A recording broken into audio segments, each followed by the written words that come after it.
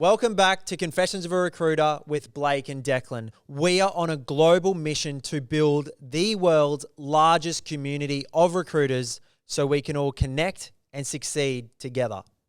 That's right. If you want to check out more of Confessions of a Recruiter, jump onto confessions.tv, subscribe to our bi-weekly newsletter, access merch, and if you want to chat to us directly, join our Discord at XR House with the links below. Now, we hope you enjoy this episode.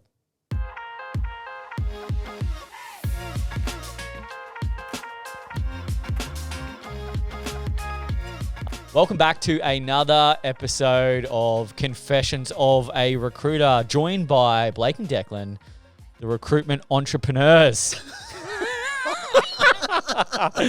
Now we say that because it's just a funny thing to say. We don't have tickets on ourselves, but we've got an interesting episode today. What we wanted to do was have a little bit of a chat about some things that we've got going on for 2024. It's the season of preparation for recruiters to set themselves up for a big year next year. So in the spirit of that, we thought we would have a bit of a high-level overview on some things that our high-performance coach discussed with us recently, and we wanted to share that with our audience because we feel that there's probably a lot of alignment with other recruiters out there that want to kind of get started and get thinking about what they can do to become better recruiters. So, Declan, do you want to just take us away, give us a little bit of an intro on what we're doing at X Recruiter to help recruiters become better recruiters and just a little bit of a pretext on what we're about to go through? Yeah, sure. So we've partnered with a high-performance recruitment coach for the whole period of 2024, which is super, super special. And what we'll be running is a 90-day program, a cohort for every quarter. So January, April, July, and October, to ensure that everyone that starts fresh in their new business is firing on all cylinders and can build a really strong foundation. And there's going to be a lot of tangible takeaways, and we'll obviously get very granular throughout those 90 days with the business owners. But essentially what we're going to discuss today is going to be the three pillars, we could call them.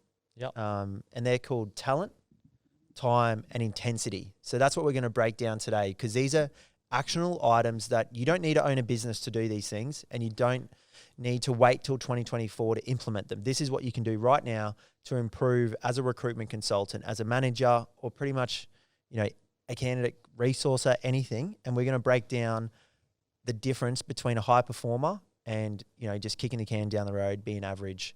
So I think we first start discussing the number one pillar, which is talent.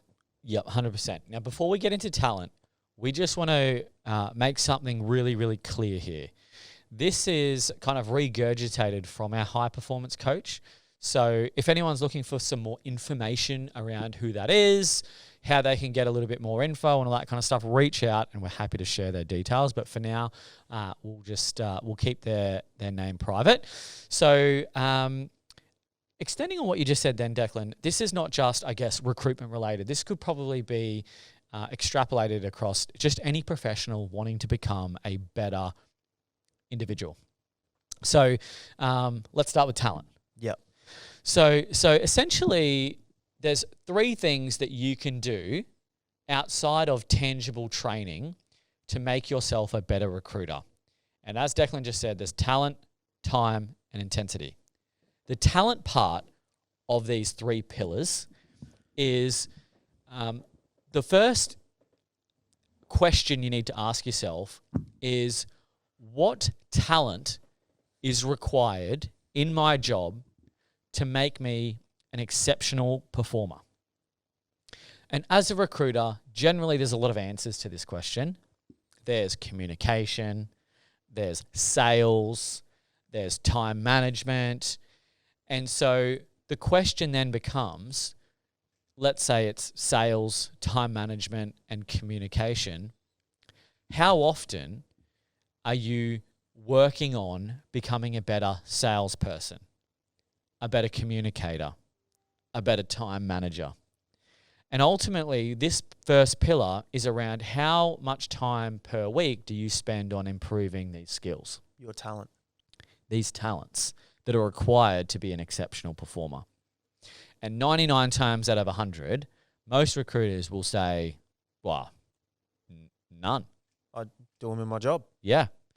And whilst work experience is obviously really, really valuable, what takes a high performer to the next level is scheduling out some time each day or each week to train and refine and improve the talent or the skills required to be an exceptional performer. So let's call it sales. I believe sales is the most crucial element to being a good recruiter.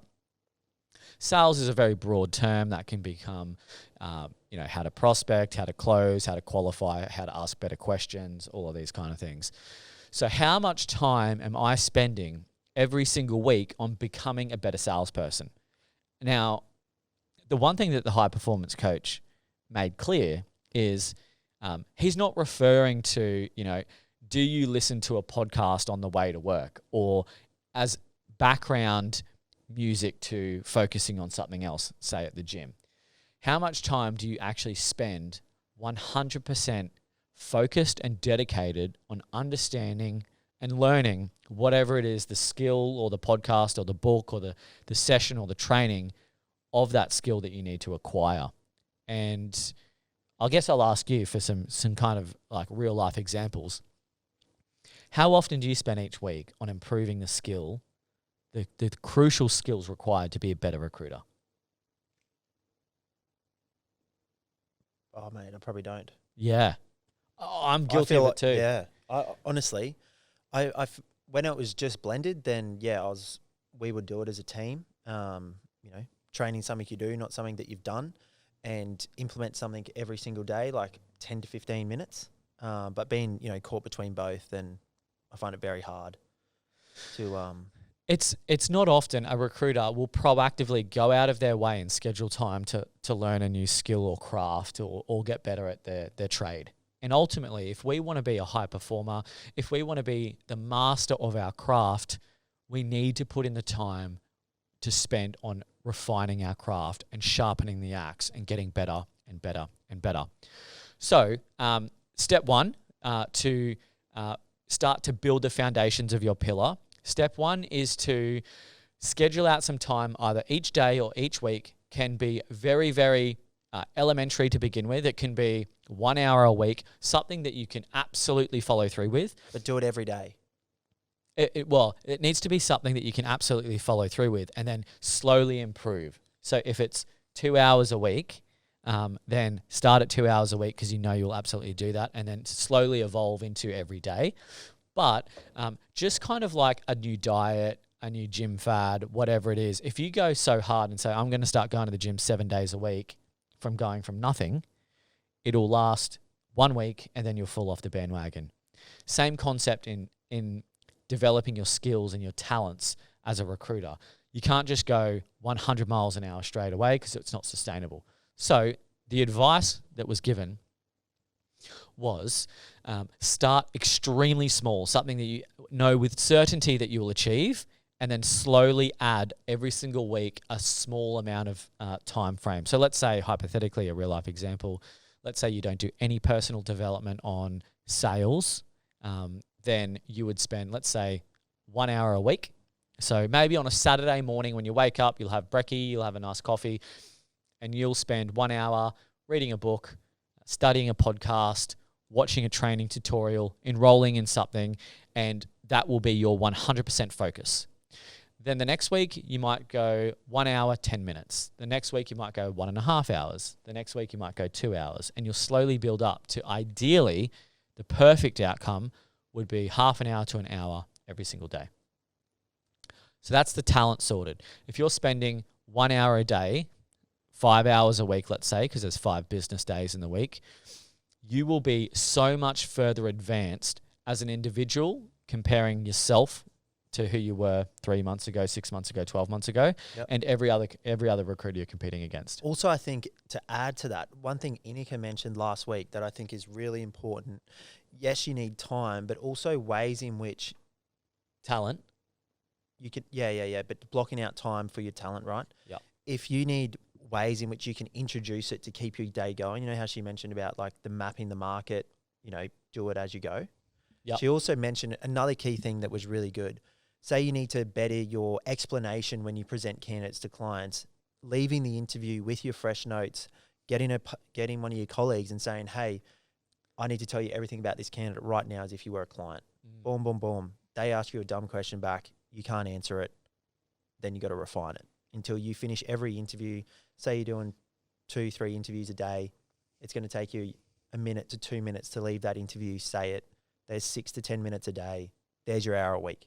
Hey, just wanted to jump in here. We got a confessions hotline, so give us a call, send us a text if you want to share any juicy stories or even just ask a question that's been on your mind, because we'd love to hear from you. The phone number is 0485 865 483. Enjoy the rest of the show.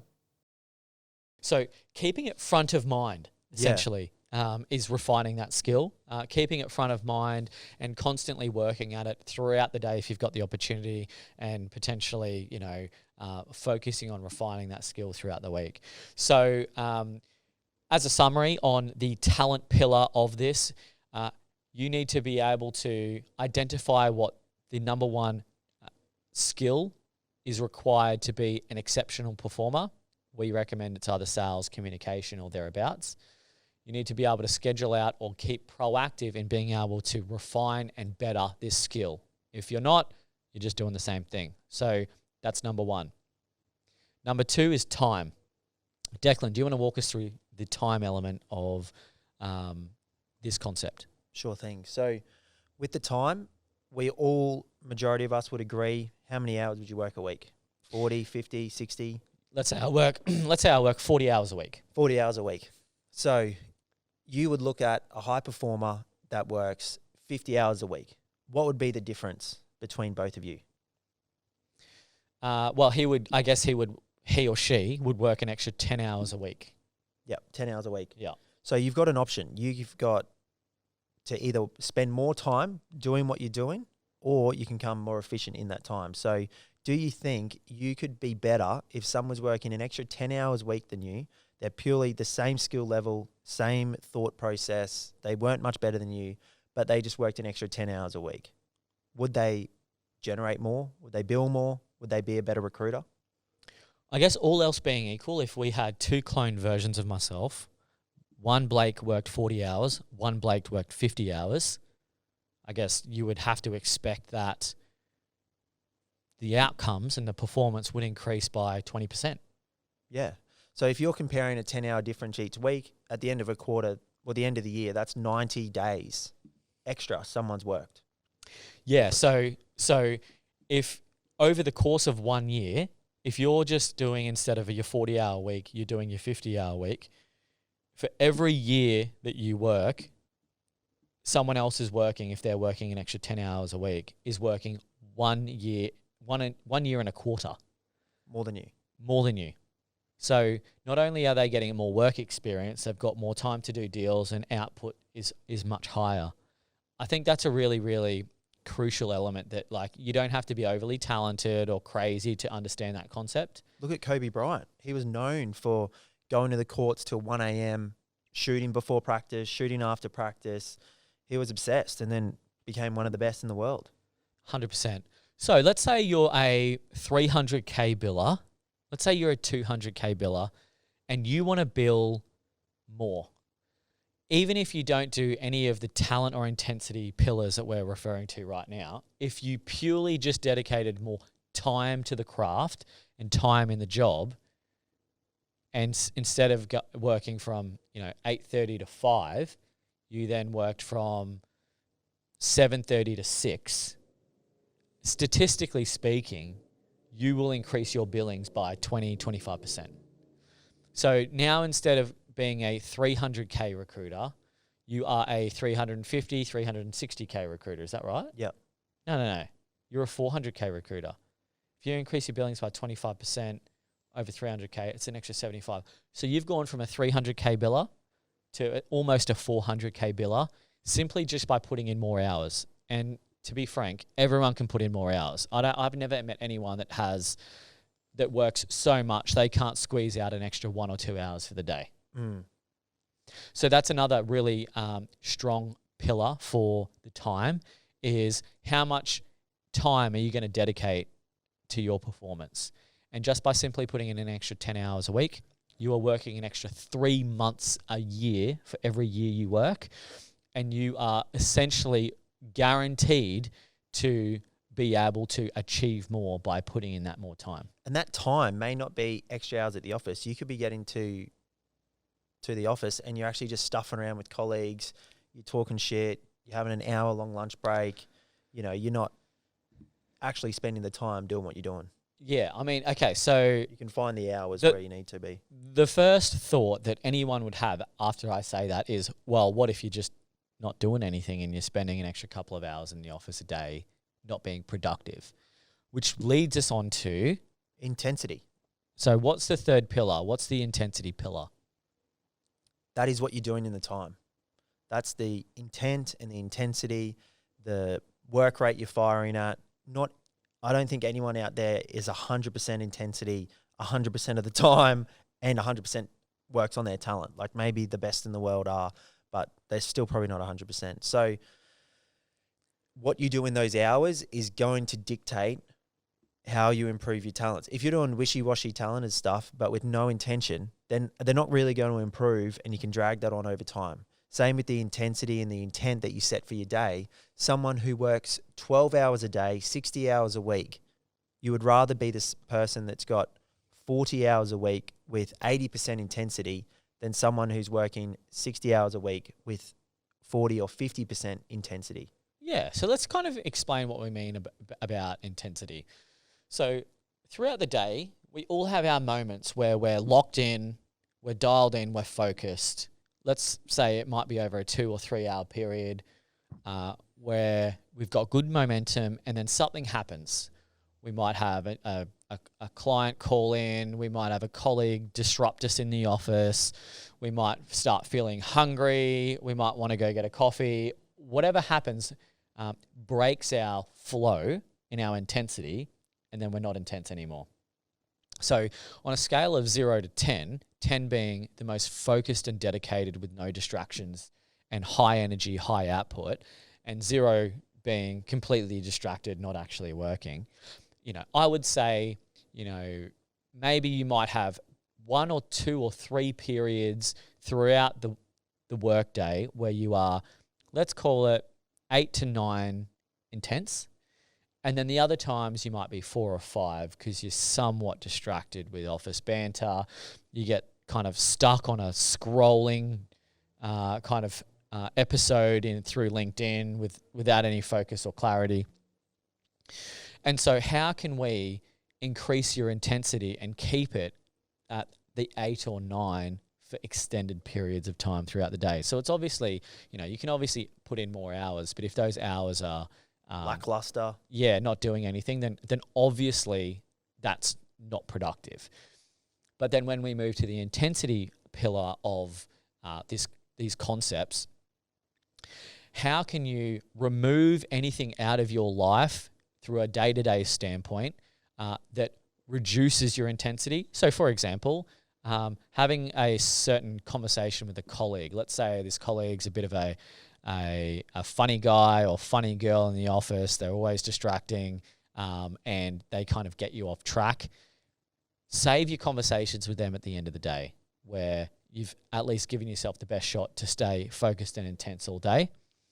Or those types of clients or candidates that you talk to that will be extremely draining on your energy. Zap. Yeah, that zap your energy. We all have these people. It could be your manager, it could be your colleague, it could be your client, it could be your candidate, that when you talk to them, you just feel instantly like, what the F?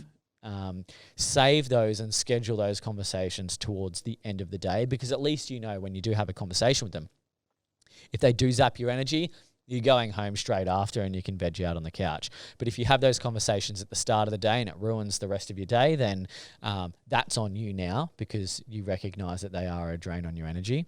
So the intensity purpose of this pillar is around how can you stay as focused as possible for as long as possible to get the most amount of output during the hours that you work. And so these are the 3 things that you can, as a recruiter, focus on: your time, your talent, and your intensity to start to think, okay, how can I start improving my time, talent, intensity to get better results, to be a better recruiter, to improve as an individual and get more dialed in and change the way that I'm doing things for the better for 2024.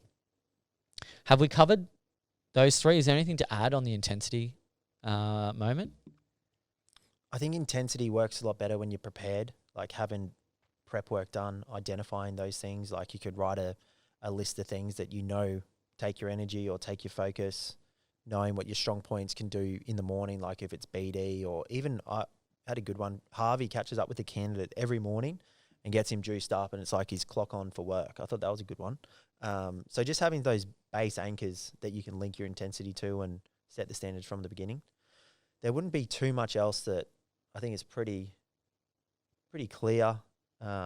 If you have any questions, like reach out to us and let us know. If it's a light bulb went off in my head when we got taught this. Yeah, it just really hones in on and makes you think and realize, shit, I'm not doing this. I could be better. See, the thing is, the time, talent, and intensity, like people can't train that. You can't go to a course and then learn how to put more time into your craft, how to put more time aside to get more talented at your craft, how to prioritize and focus on being more dialed in during your work hours. Like no manager, no training program is going to be able to get you dialed in these three areas. So these are really kind of self-governing responsibilities and pillars that you need to take responsibility of and implement. And so what we plan to do over 2024 is start to unwind and showcase some of the training and the onboarding and the inductions that we provide to the ex-recruiter partner network, and give some recruiters out there that, you know, it doesn't matter if you're not running your own recruitment agency, but give just all recruiters out there the most amount of insights and knowledge on how they can become better at their craft, make more of an impact for not only their clients and candidates, but make more of an impact for themselves. Because at the end of the day, recruitment's a great gig, but there's a higher purpose to why we're in this position, and that's really to give ourselves the lifestyle, the freedom of choice and the flexibility and the income for us to be able to support ourselves, our family, and have that freedom to do what we want to do. So, if anyone's got any questions about the time, talent, and intensity, shout out to our high performance coach on running us through these three core pillars. We'd love to be able to have everyone stay tuned for the next episodes to go through some more tangible teachings and instruction on how to become a better recruiter and focus on delivering that wow moment and become better at sales and better at consulting and better at doing deals. Keep it going for 2024. Yeah, because I think now there's going to be another big divide. Like there's a lot of recruiters that joined in COVID. They got soft. They're not going to make it through. And the ones that capitalize on this, I think there's going to be a huge gap for recruiters. There's going to be a skill talent shortage for recruiters. There probably already is. But the ones that identify this and become even, hone in on this, become a better recruiter, your value is going to increase dramatically, not just within your agency, but within the industry, within, society. It's going to be in business. It's going to be a lot more important as we go through 2024. So your ability to perform and invest in yourself has never been more apparent. 100%. No, I don't think anyone gets into recruitment to fluff around and be average. We all want to be a better version of ourselves, whether that be recruitment and personally. And just by being a bit more proactive and reaching out and trying to seek out ways to become better is going to dramatically improve your performance, not only at work, but in your personal life as well. Because ultimately, the better you do at work, the more successful you are at work, that will flow over into your personal life, and you'll be able to take more control from a personal standpoint on your personal circumstances. So hopefully you guys have enjoyed that nice, quick, sharp episode. Any questions, feel welcome to reach out to us. Make sure you follow along, because we're going to be sharing some really good, tangible knowledge bombs over the next 6 to 12 months and continue the show. Keep crushing it. Bring on 2024. Let's go. Thanks for tuning in to another Confessions of a Recruiter podcast with Blake and Declan. We hope you enjoyed and got a lot of value and insights out of this episode. If you do have any questions or you would like to recommend someone to come on the Confessions podcast, we would love any introductions. And remember the rule of the podcast: like, share, and recommend it to a friend. Until next time.